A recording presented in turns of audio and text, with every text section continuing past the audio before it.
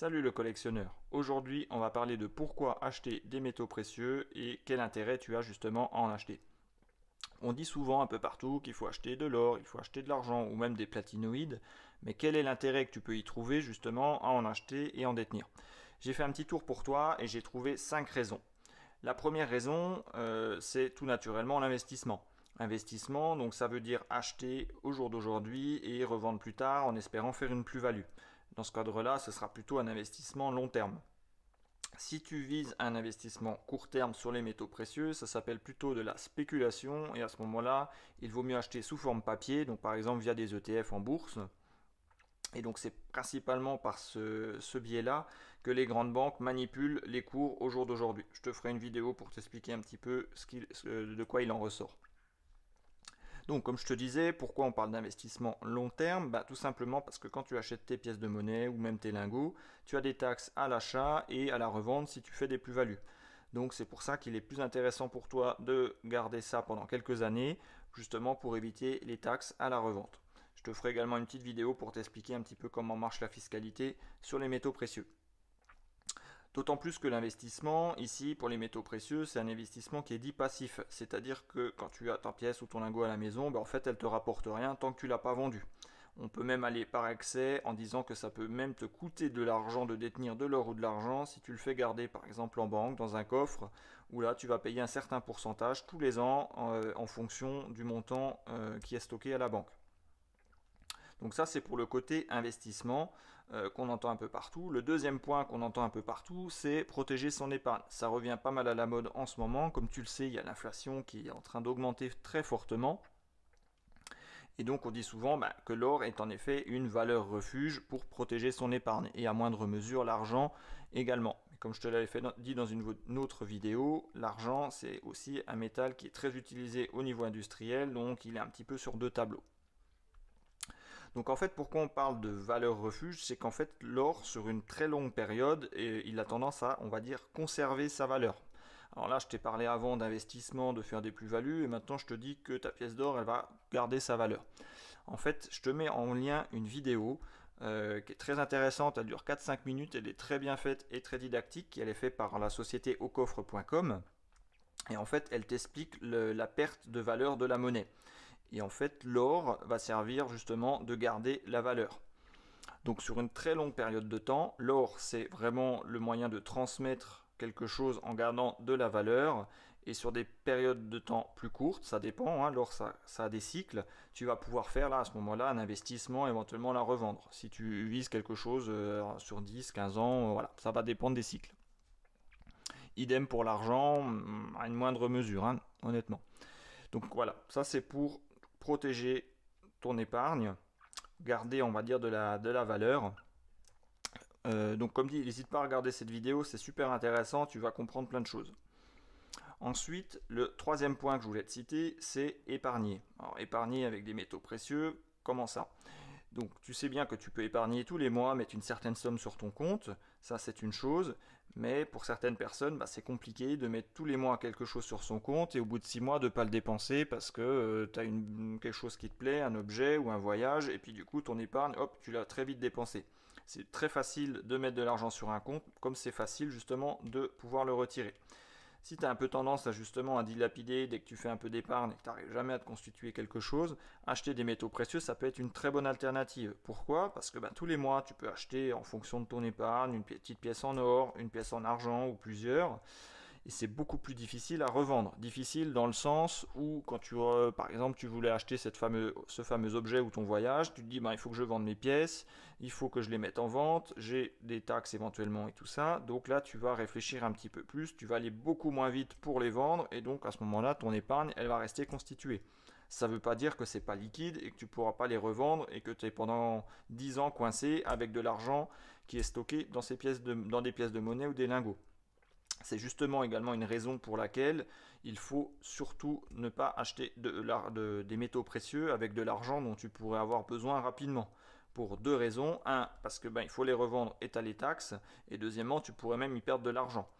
Donc si tu achètes des métaux précieux, surtout investis avec de l'argent dont tu penses ne pas avoir besoin dans un délai court. Ensuite, quatrième point que je peux te citer, c'est que tu possèdes quelque chose d'immuable. Immuable dans le sens où ta pièce en or, en argent, ton lingot, il ne pourra jamais être détruit, il ne pourra pas être brûlé, il ne va pas se décomposer, éventuellement être fondu, mais c'est plusieurs milliers de degrés, donc là tu es tranquille. Le seul risque c'est la perte ou le vol, et à ce moment-là, tu n'as plus rien, tu n'as plus que tes yeux pour pleurer. Donc quand je dis valeur immuable, comme je te le disais, c'est un moyen de conserver de la valeur. Un jour, si maintenant ton boulanger par exemple, il te dit écoutez, non, vos euros je les prends pas, je veux plus que vous payiez avec ça pour acheter mon pain, par contre une pièce en argent, il va toujours considérer qu'elle a une certaine valeur.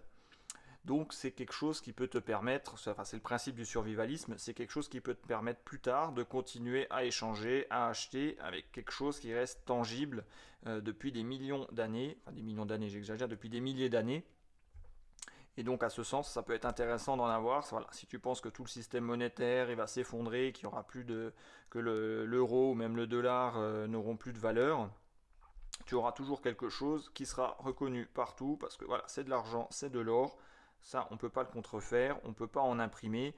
Donc ça intéressera toujours des gens pour justement faire des échanges.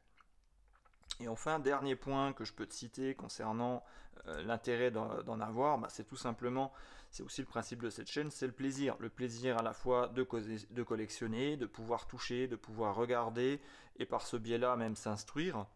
Parce que comme dit, c'est très intéressant si tu t'intéresses un peu à ce que tu achètes, à la monnaie, à l'histoire qu'il y a derrière. Je t'expliquerai un petit peu derrière, enfin à la fin de la vidéo, qu'est-ce que représentent ces pièces en or, que tu connais d'ailleurs sûrement parce que la plupart sont des pièces boursables.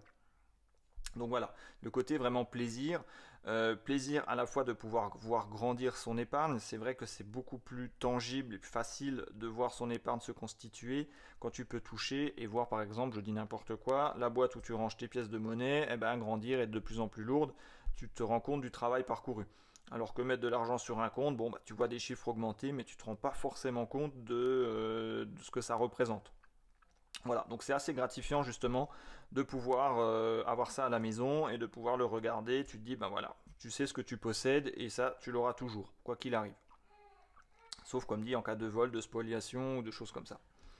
Donc voilà, donc en conclusion concernant ce sujet, on peut dire, pour donc cas de figure principalement, c'est un petit peu ces 5 raisons qui font que j'achète des métaux précieux. Il y en a, sur tous les tableaux, on peut jouer un petit peu.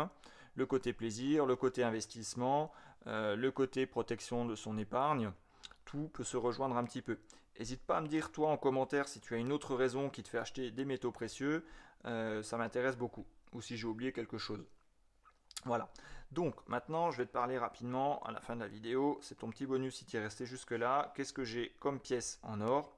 Alors là j'ai 3 pièces de 20 francs or, je te présente la première, la très connue 20 francs Napoléon. Donc les pièces de 20 francs en or, je te ferai une vidéo sur les pièces françaises en or à acheter pour l'investissement, parce que chez nous c'est ce qui se vend le plus facilement et ce qui est le plus facilement revendable aussi également.